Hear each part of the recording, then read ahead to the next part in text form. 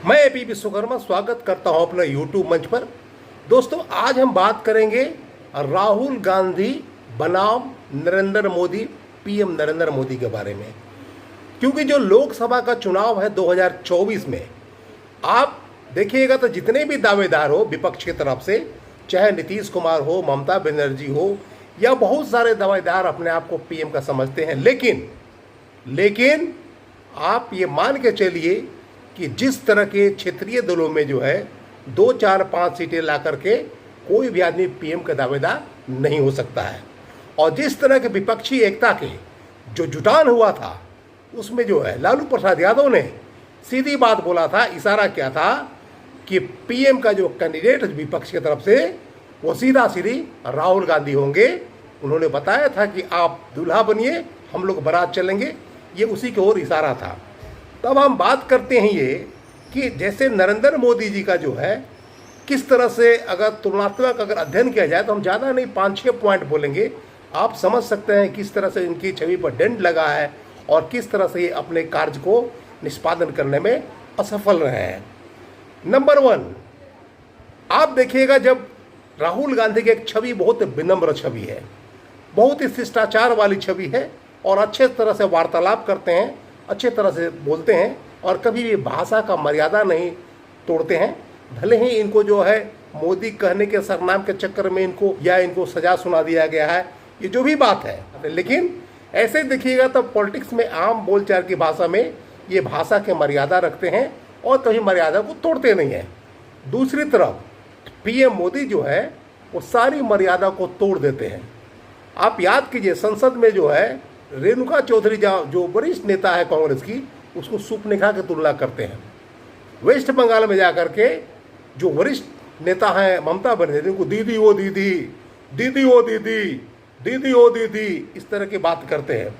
आप बिहार में जब 2015 में आते हैं तो जिस तरह की घोषणा करते हैं कि 10,000 करोड़ दूँ, 20,000 करोड़ दूँ, 25,000 करोड़ दूँ, 50,000 करोड़ दूँ, जैसे किसी को भीख दे रहे हैं, ये शो करता है कि कितना अहंकारी हैं, कितना घमंडी हैं, कितना उनका आसमान 7वें आसमान पर दिमाग चढ़ा हुआ है और लगता है कि वो अपने आप को ईश्वर और भगवान समझने लगे हैं। तो इस तरह की जो परिस्थिति है, अपने ही देश की जनता को कहते हैं कि आप लोग मैंने मोदी सरकार का नमक खाते हैं। जिस जनता के बल पे वो सरकार बना रहे हैं, प्रधानमंत्री बने हुए हैं, उसी को बोलते हैं कि आप मोदी का नमक खा रहे हैं। अरे देश का नमक पीएम खाता है, क्या किसी की औकात है जो जनता को नमक खिला दे?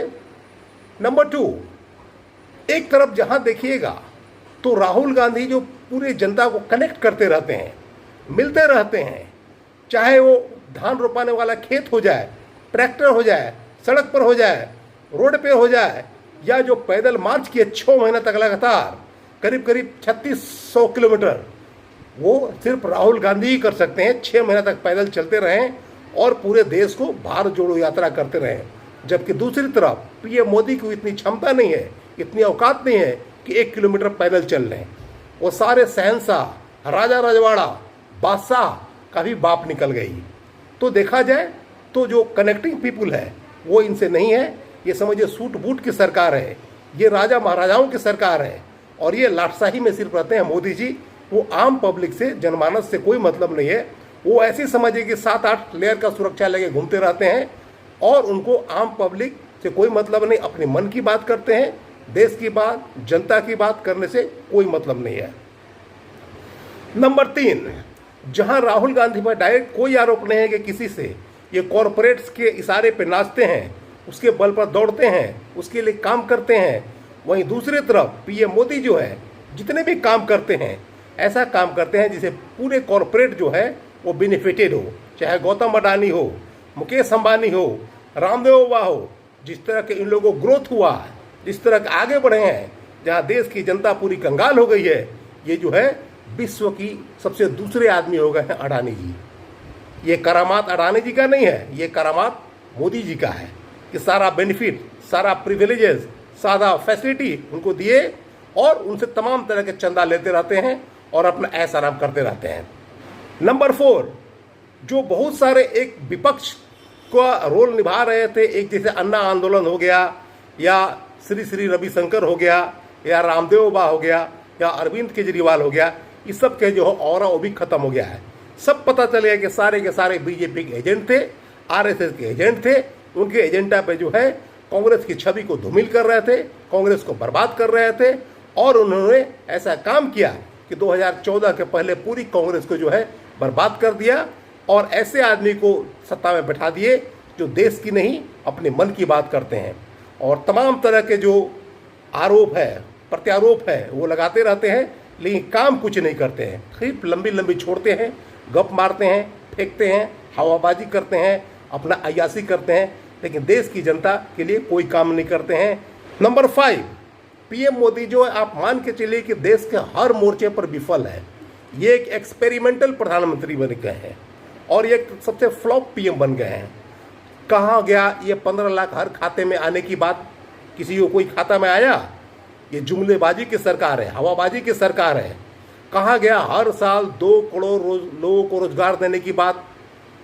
एक तरफ जहाँ बोले थे कि हर साल नौजवानों को 2 करोड़ को रोजगार दिया जाएगा, वहीं पे देश के जो सबसे बड़े एम्प्लॉयर है भारतीय सेना, उसको अग्निवीर नामक संस्था को ला करके, पद को ला करके, कॉन्ट्रैक्ट पर ला करके, 4 साल की ला करके सारे जो है नौकरी को भी खत्म कर दिया गया।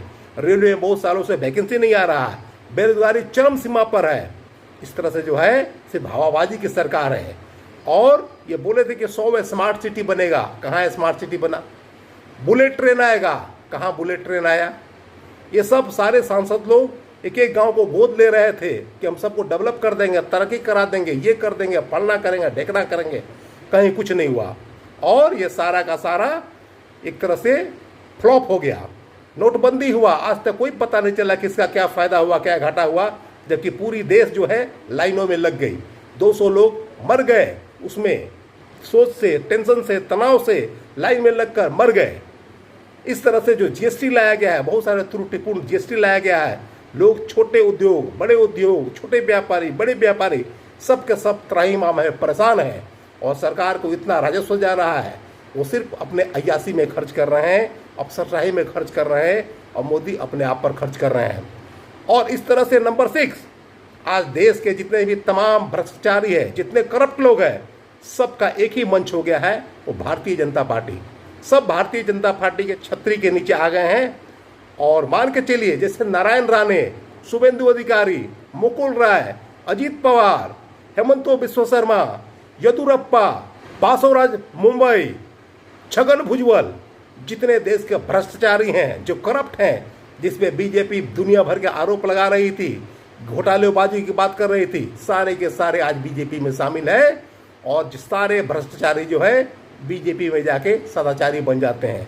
मतलब बीजेपी अपने आप को ऐसा वॉशिंग मशीन बोलती है कि कोई भी करप्ट, कोई भी दुराचारी, कोई भी भ्रष्टाचारी, कोई भी बेईमान, कोई भी लुटेरा आके इस वॉशिंग मशीन में धुल जाए और अपने आप को सदाचारी और स्वच्छ छवि का निकल जाए। ऐसा इन लोग करते हैं। और इस तरह की बातें जो हैं, पूरे देश की जनता त्रहिमाम है, इनकी छवि से परेशान है। और जो भारतीय जनता पार्टी एक नीति वाली पार्टी होती थी, पॉलिसी वाली पार्टी होती थी, एक एजेंडा वाली पार्टी होती थी, वो पार्टी विशेष न होकर के एक व्यक्ति विशेष हो गई।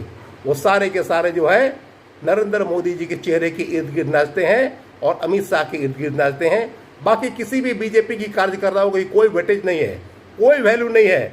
इनको भी समझिए कि कोई महत्व नहीं है और इनको कोई इस तरह के उम्मीद नहीं है कि इन लोगों को भविष्य में भी इन लोगों को वेटेज और वैल्यू मिलेगा। ये तमाम लोग ऐसे रोड पे बोवाते रहते हैं और उल्टा पलटा करते रहते हैं और मोदी मोदी मोदी मोदी करते रहते हैं।